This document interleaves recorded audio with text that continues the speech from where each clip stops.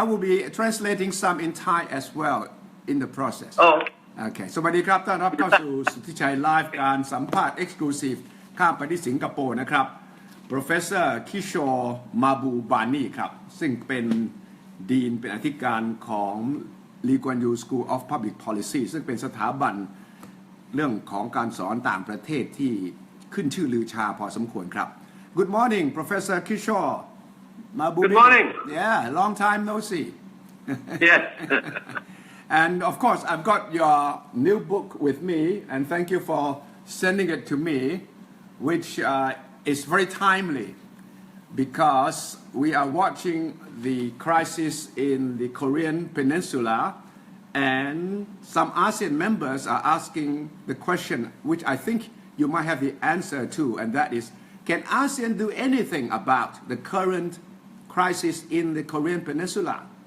What is your take on that? Well, I think, frankly, to be very, it's important for me to be very frank and candid in my replies to you.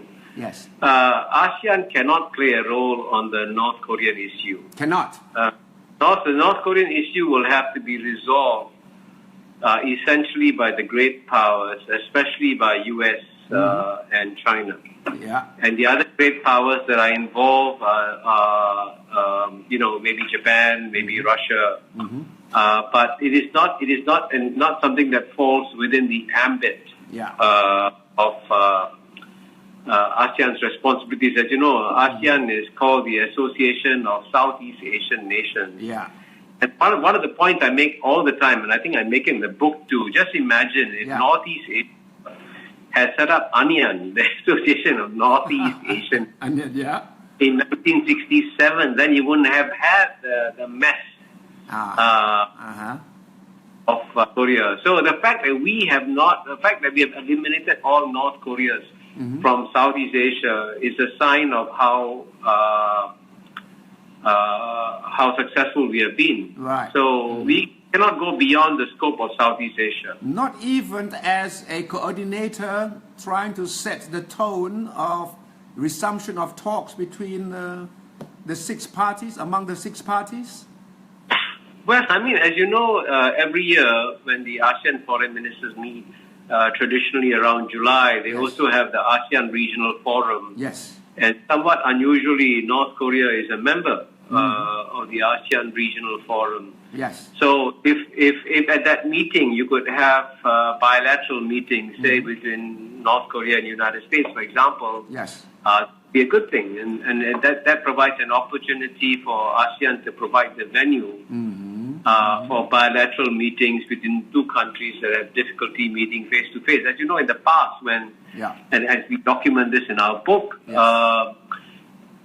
When China and Japan, they quarreled, the leaders couldn't meet, the face-saving way for them to meet was at the sidelines of an ASEAN meeting. Yes. So this is the biggest value that ASEAN provides. It provides face-saving ways for countries to meet when they cannot meet face-to-face. ท่าน Professor Kishore บอกว่าบทบาทอาเซียนเนี่ยแก้ปัญหาเกาหลีเหนือคงจะมีจำกัดเพราะว่านี่เป็นเรื่องของมหาอำนาจระหว่างจีนกับอเมริกากับเกาหลีเหนือมากกว่าครับฉะนั้นภาพที่เห็นก็คือว่าอาจจะเป็นช่องทางหนึ่งเท่านั้นเพราะว่า ARF ของอาเซียนนั้นก็อาจจะเป็นเวทีแต่ไม่สามารถที่จะบอกว่ามีบทบาทชัดเจนขนาดนั้น But Rex Tillerson asked the ASEAN foreign ministers to meet in Washington and came up with a joint statement about North Korea. So what was Rex Tillerson? I was a diplomat for 33 years. Right. So from time to time, let's say if you are visiting United States and your host country says, would you mind saying something on North Korea? Of course. Yeah. We are good diplomats, we would say something on North Korea. But, this is what diplomacy is all about. Sometimes you just inject a bit of form. Yeah. But I think in private, if you ask any ASEAN foreign minister whether they thought that ASEAN could really make a difference in North Korea, the answer is no, you can't. That issue is too complicated.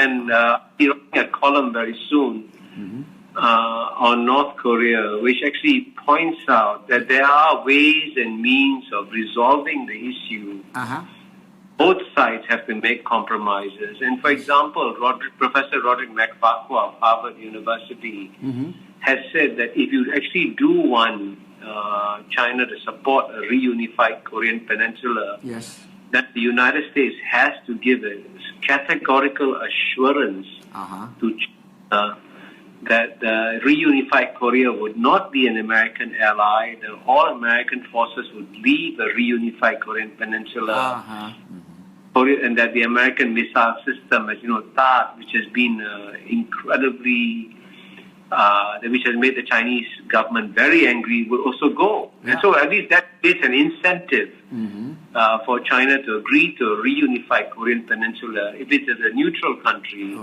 and ally of the United States. And that's a very reasonable thing. And that's something that the United States should propose officially. But that seems to be almost impossible for the United States under the current frame of mind to accept. Well, I think, the current U.S. government is the most unusual government in human history. In human history.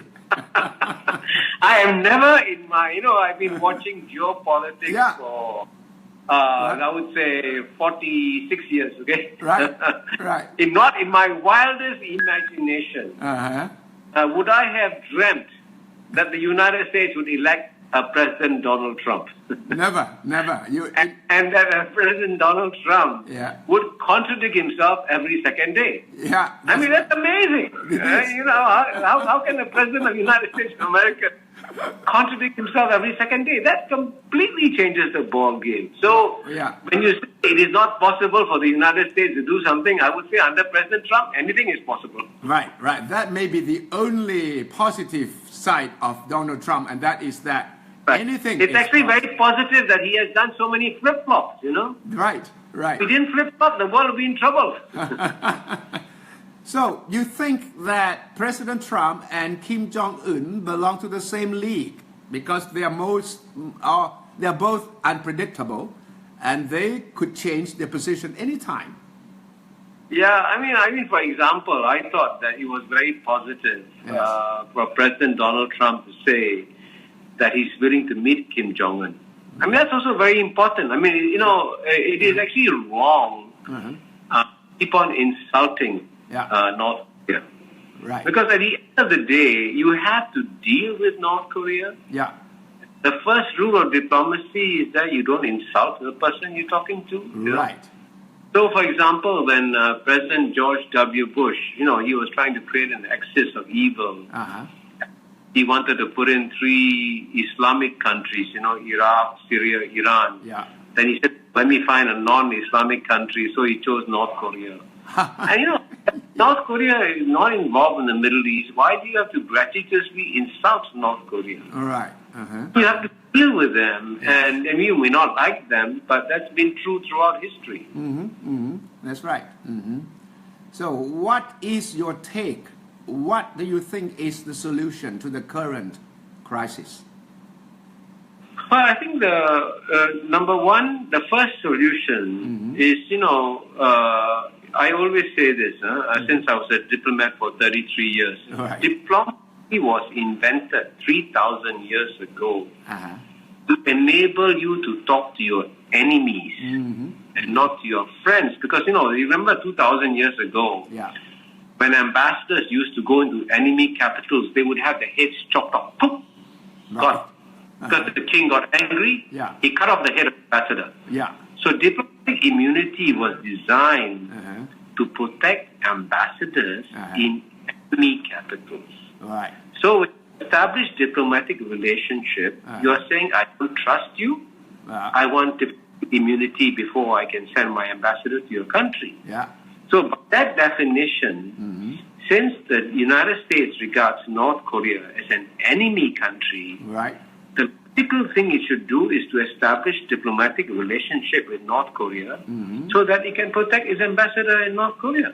The United States is a country that, for one of the world's most intelligent countries, it has an absolutely stupid policy diplomacy because it seems to think that establishment of diplomatic relations is an act of approval. That's rubbish. That's not true. The establishment of diplomatic relations is an act of disapproval.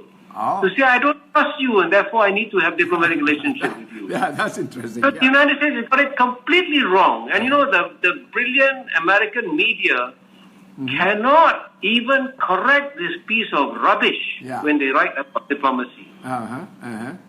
So the first step is for Washington to establish diplomatic relations with Pyongyang. That would be the main prerequisite. And with Iran, and with Cuba, with all your enemy states, you establish diplomatic relations. Yeah. That's the first, and it's very basic. And believe me, as a diplomat, again, who served for 33 years, I know that face-to-face conversations are always the most effective way of communicating, because when you see each other face-to-face, you begin to understand, you watch the body language, you watch their eyes, and you say, aha, I think he understood that point. Yeah. Oh, he misunderstood my point. Let me explain that again, So that's very basic, and so it's sort of puzzling. I know, you remember that at the end of the Cold War, China did something amazing. Yeah. It was an ally of North Korea, but it established diplomatic relations with South Korea. Yeah. So in the same way, the United States should have followed what China did, and the United States should have established diplomatic relations with North Korea when China established relations with South Korea. That would have been a fantastic thing. Okay, if once they start establishing the diplomatic relations and they sit down to talk, as you suggested, what would be the first proposals and counter proposals by both sides? What do you think both sides would have to do? China has suggested that each side step back, one step back. South Korea, I think certainly we should pull away from military maneuvers. Both sides. I mean, North Korea should stop its missile tests, and the United States should stop deploying the Carl Vinson of South Korea, because war is not a possibility. By the way, you forget missiles. I mean, there's one fact about Korea you cannot deny. The North Koreans have thousands of artillery pieces. Yeah, that's true. Right? Yeah. Positioned 35 miles away from Seoul. Yeah. But they don't have to unleash missiles. They don't have to unleash nuclear weapons. They just have to unleash their artillery, and millions of people could die. Yeah. So the war is not an option. No. So let's not. I think it's a mistake for the Rex Tillerson and the Americans to say all options on the table, because it is not an option on the table. No. It's better to be honest about these things. Yeah. And stop pretending, that you can just, because, I mean, frankly, the consequence of war will be millions of people will die, and who's going to take responsibility for that? So you think both sides will have to stop the military activities? Maneuvers. Yeah, and try and figure out what can be done. And by the way, the United States has in the past reached agreements with North Korea. During the Bill Clinton administration, they agreed on KEDO. Yeah. And the United States agreed to provide light water reactors to North Korea. But, I have just learned that the only reason why the Clinton administration agreed to provide light water reactors to North Korea is because they assumed that the North Korean regime would collapse. Oh, really? They made a promise thinking, I won't have to deliver on the promise because the North Korean regime collapsed. Really? But it didn't collapse. Really? They were hoping that they didn't have to deliver that because bad things would happen before that.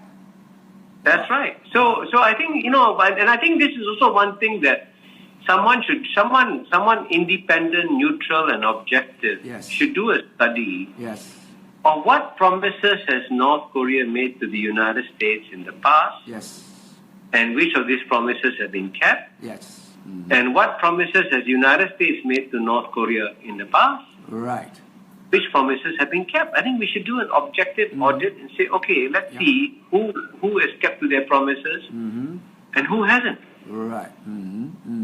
Yeah. Donald Trump is relying heavily on Xi Jinping of China to try to put pressure on North Korea. So far, it doesn't seem like there is any progress.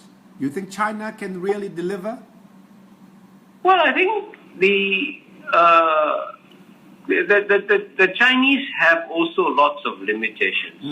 I mean, number one, if the Chinese know that if you push North Korea too hard and it collapses, China has to bear all the consequences. Sure. For example, would the United States agree to take in 1 million North Korean refugees? Obviously not. So, but then China is left carrying the burden. Yeah. And then, as I mentioned earlier, if the North Korean regime collapses and an American ally appears on the doorstep of China, China will be geopolitically worse off. And remember that this is where the American decision to expand NATO into the former Warsaw Pact countries was a big mistake. Right. It provoked Russia and made Russia feel very angry. So this is why it's good for the United States to declare that it is prepared to have a neutral unified Korean Peninsula instead of unified Korean Peninsula that then becomes like the unified Germany, an ally of the United States. Yeah. So you think China may not be able to pacify Trump, and now Trump is calling ASEAN members, the Philippines, Singapore, Thailand, to probably show North Korea that, hey, I have more friends than just China. Maybe China has disappointed Donald Trump. No, I think, you must always make a distinction between what people say in public and what goes on in private. I think in private there's a deep sense of realism that acknowledges that there's a limit to what China can do. So even though the United States may be pushing China quickly, I think the United States also knows privately there's a limit to what can be done. So, and I think, but nonetheless, by the way, if one of the advantages of the North Korean issue is that it forces the United States and China to talk to each other. Yeah, right. Yeah. And when they talk to each other, it's good that they've had face-to-face meeting, that they've had 2 phone calls, because the regular communication between the leaders of the 2 greatest powers in the world is a good thing. And this may be an unintended side benefit from the North Korean issue. How do you explain the very confusing signals from the United States and China over THAAD, the anti-missile system that Washington has just installed in South Korea, which triggered very strong and angry reaction from China? But at the same time, Trump is trying to tell China to help Washington over the North Korean issue. Why is it that Donald Trump can do things that try to please China at the same time anger China? How do you explain that in terms of diplomacy, security, maneuvering? Well, I think to be fair to Donald Trump, I know most people don't like to be fair to Donald Trump. You want to be fair? I'll be fair to him and say that the decision to deploy THAAD was not made by President Donald Trump. Yes. It was made by President Barack Obama. So it was not his decision, and he's just continuing with it. But at the same time, it provides a bargaining chip for the United States, and therefore, if the United States can offer to withdraw it in return for some concessions on North Korea, it may not necessarily be a bad thing. And of course, I'm not an expert on missile defense, but the Americans claim that the purpose of the missile defense was to protect South Korea. But some of the experts tell me that THAAD is designed to actually check China's missile defense capability. So it's something for the experts to resolve. But the fact that they got very angry, excuse me, is a clear sign that it's something that was designed against China. Sure. China does not hide its feeling over this at all. making it very clear. Yes. The poor South Korean ambassador in Beijing has been put in cold storage since the THAAD was deployed. Right. Professor Kishore, I have your book, your new book here. You can see it here. Thank you for sending it to me, and I'm reading it with great interest. The ASEAN Miracle, a Catalyst for Peace. And you ended the book with a very bold proposal that ASEAN should get a Nobel Peace Prize as well, which I'm sure would provoke a lot of reactions, especially from the West, and even some skeptics in ASEAN is saying, oh, Professor Mahbubani may be trying too hard to champion ASEAN's cause. Is that your intention, to provoke people to just discuss it without really seriously meaning it? Well, let me first of all begin by emphasizing one key point to you. You know, when I talk about the ASEAN miracle, I mean it.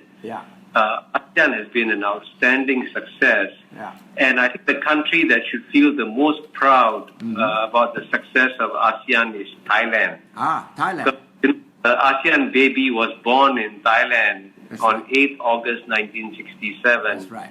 And we'll be celebrating the 50th birthday this year. And I was going to mention to you, Suthichai, that I'm hoping very much that a publisher in Thailand will publish this book in Thai, because I think it'll be of great interest to Thailand to celebrate the Thai baby that is called ASEAN. So far, we haven't succeeded, but we are still trying to get a Thai. Have you got a translator already?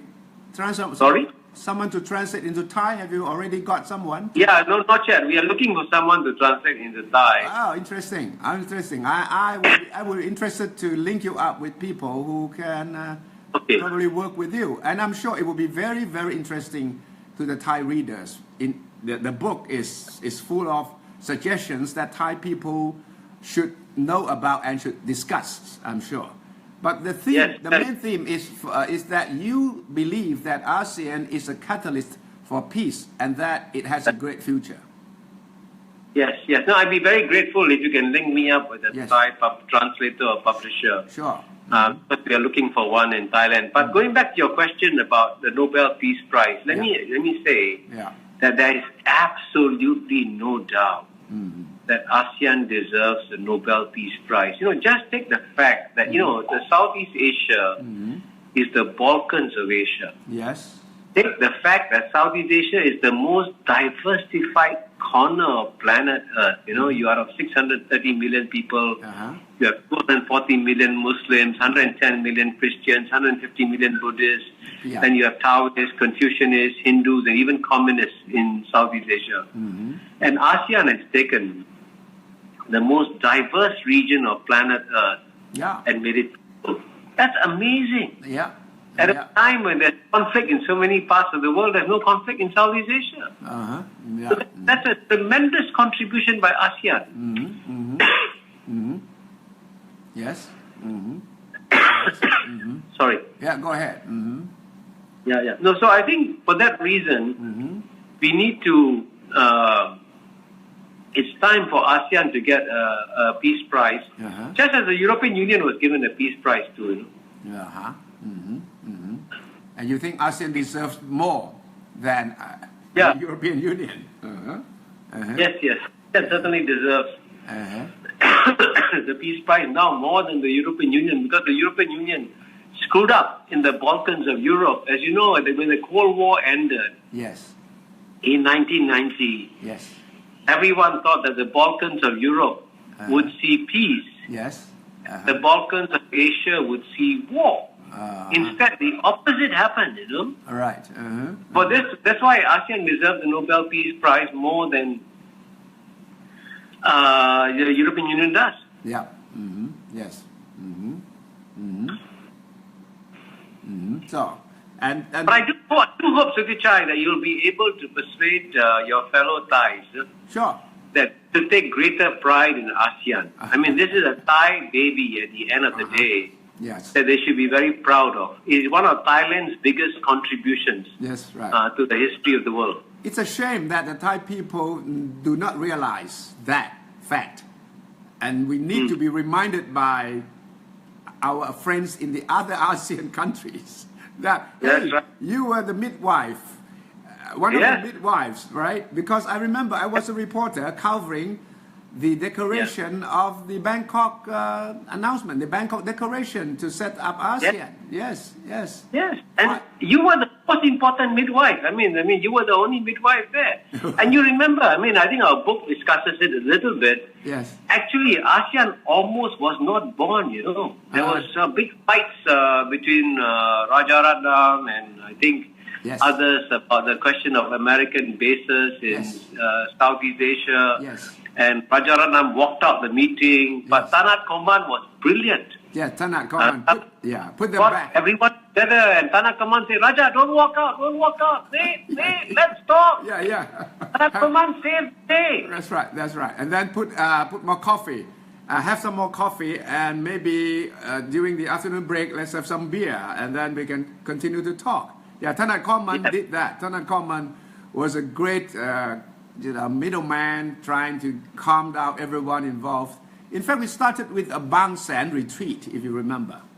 That's right, yes. Right, we send them to the seaside so that there would be a nice atmosphere, good food, and we don't disturb you. We close the door and you chat and you talk. Then you tell us. That was typical ASEAN way of solving conflicts, right? That's right, and it's all due to Thailand. So that's why Thailand should be very, very proud of ASEAN. Seriously. That baby could have died, in Thailand in 1967, but you kept it alive. Right.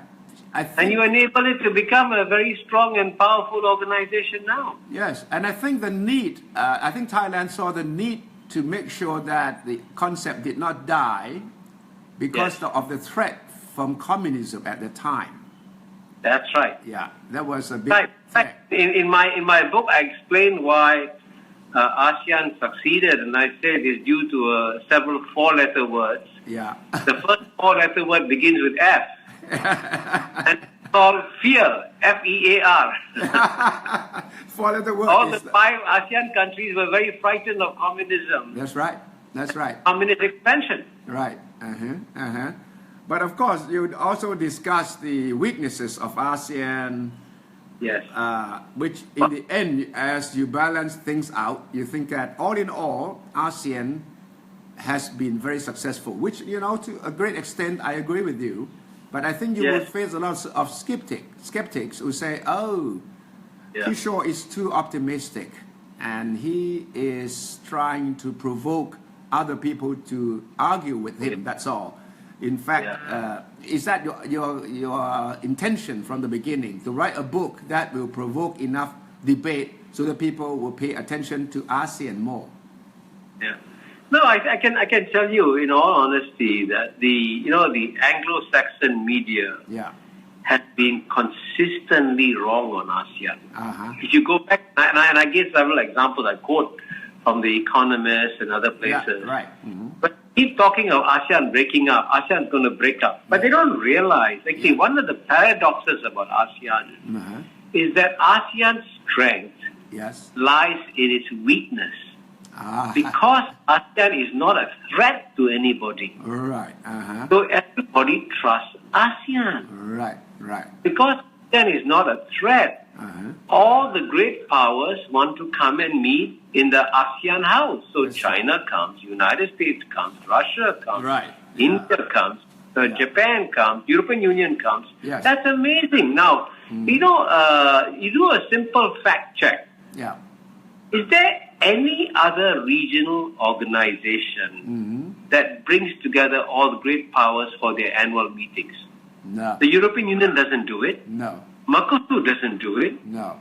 SAARC doesn't do it. No. The Gulf Cooperation Council doesn't do it. What is the hidden genius of ASEAN? The UN. Why do all the great powers come into the ASEAN meetings? Yeah. Why is President Trump coming to Southeast Asia for the East Asian Summit? Yeah. That surely is a vote of confidence in ASEAN. As you said in the book, ASEAN has created an indispensable platform that regularly brings all the great powers together. Correct? Yeah. And no one else can do it. No one else can do it. Not even the United Nations? Well, the United Nations is different. You know, I was ambassador to the UN for altogether 10 years. You were there, Over right? 10. Yeah. And the United Nations is what you call a universal organization. Yeah. It plays a very key legitimizing role because the United Nations decisions are endorsed by 193 countries in the world. Right. And that's important. Right. ASEAN doesn't try to do that. ASEAN doesn't try to look into Latin America or Africa. It focuses on the Asia-Pacific region.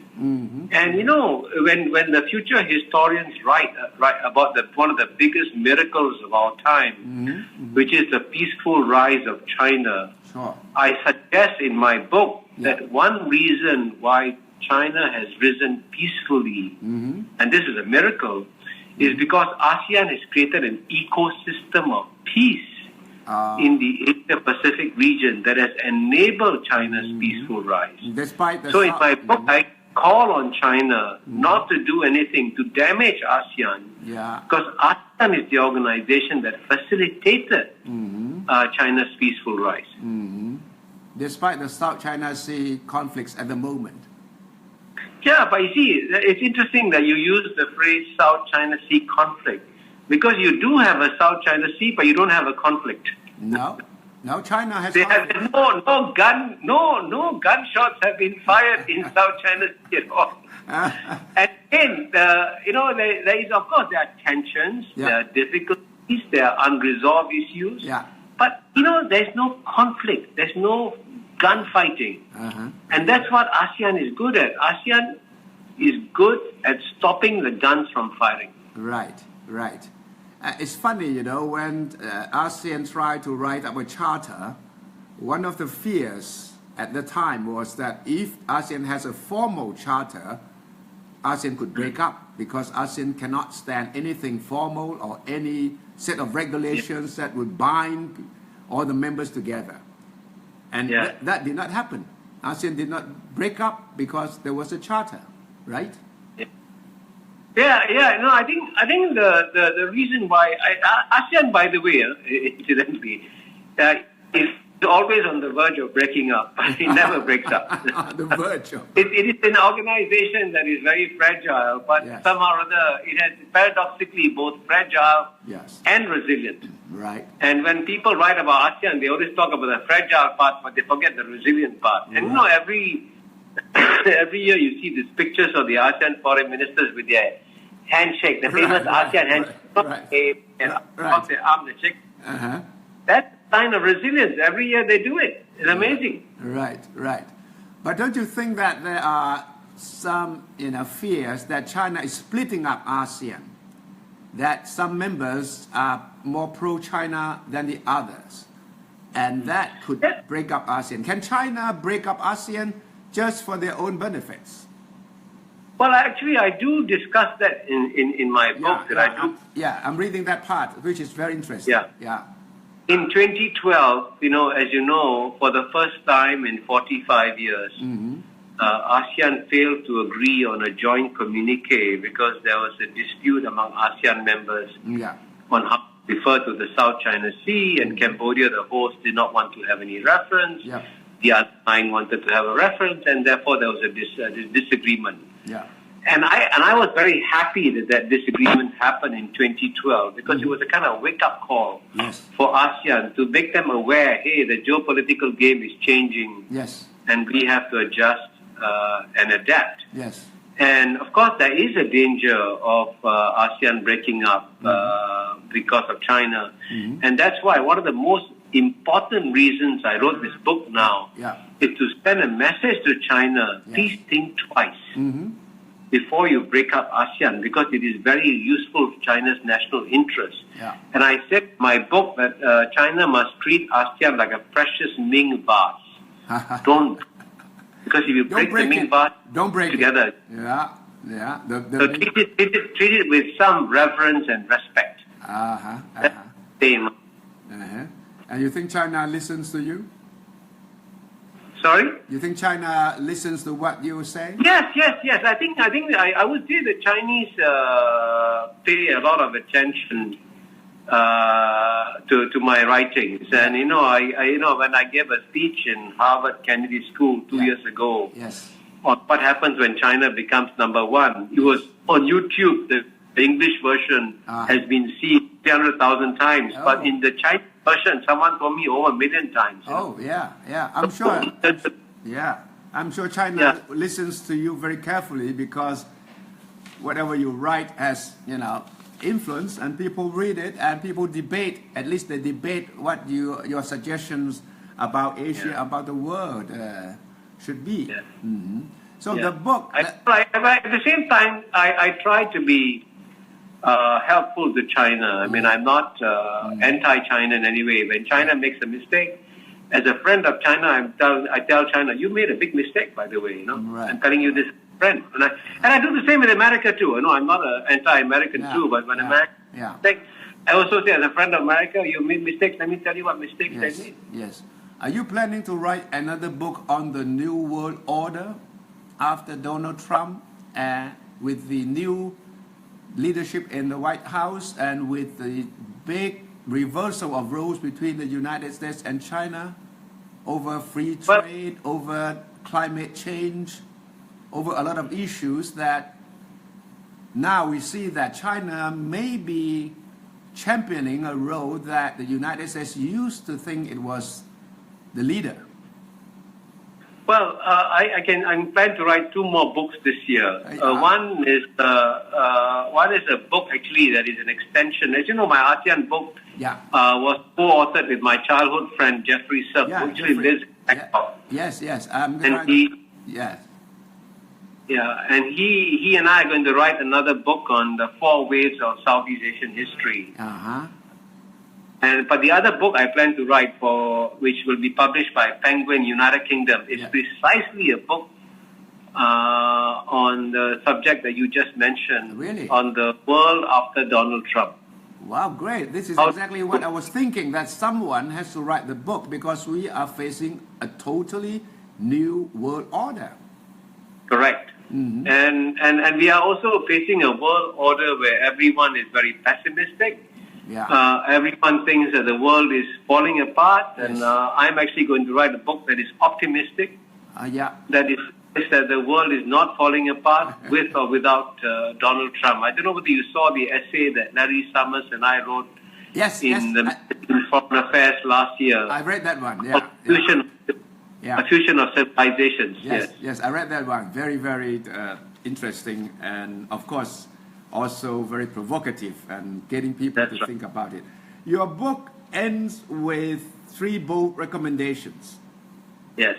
You said ownership of ASEAN should shift from government to the people, that the current secretariat should be more vibrant, and that it should promote ASEAN as a new beacon of humanity. Can you tell us what you think the 3 recommendations are really all about, and do you think they would see any chance of success? Well, I think, yes, all 3 have a great chance of success. All 3. Number 1, the good thing about ASEAN is that it's really an unrecognized star. Unrecognized star. So, for example, I think that I'm sure that sometime in the next decade, ASEAN will win the Nobel Peace Prize. And when it does so, I think the sense of pride among the ASEAN people will rise significantly. So I see that as eminently doable. And secondly, in terms of a vibrant ASEAN secretariat, that's also very easy to do. It's quite shocking, the size of the European Union economy, GNP, is only 6 times the size of ASEAN, right? But the EU budget is 8,000 times. 8,000 times? The budget of ASEAN. That's absurd. So clearly, ASEAN budget doesn't have to be 8,000 times smaller. Maybe 1,000 times smaller is okay. yeah. So that so is I mean that's an example of an easy win. And I also argue in my book that the richer countries, like Singapore, should pay more to ASEAN. Sure. Actually, I'm telling my own countrymen to invest more in ASEAN. I think this is a time for Singapore to recognize that ASEAN big geopolitical gift to Singapore. So. And finally, of course, the last point about being a beacon for civilizations around the world. As you know, more and more people in the West believe that the West cannot get along with Islam. Right? So here we are showing in Southeast Asia, we have one of the world's largest Islamic populations in Southeast Asia. And the Muslims and non-Muslims get along very well in the region. So this is where Europe and America can come and learn from ASEAN. So lots of positive things that ASEAN is doing that are unrecognized. And frankly, it will be good for European and American scholars to show more humility and not try and lecture ASEAN, but come and learn from ASEAN on how to get things right. Yeah, great. The book, I think, will stir up a lot of debate and discussions, and hopefully, as you suggested, there will be a Thai version of it.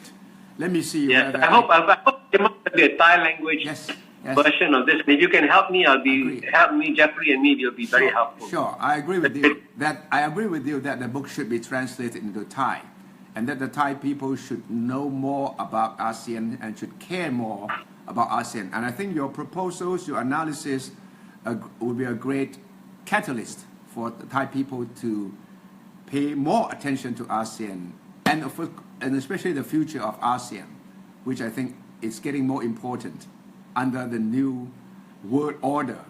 And so I hope your new book on the new world order and the ASEAN miracle will go side by side in the near future. Yeah. So thank you very much, Professor, for chatting with me on Facebook Live. Is it your first time on Facebook Live? Yes, my first time on Facebook Live. Thank you very much for having me. Thank you for joining. It's very interesting, very stimulating as usual. I hope I have time to go and visit you in person in Singapore soon. Yes.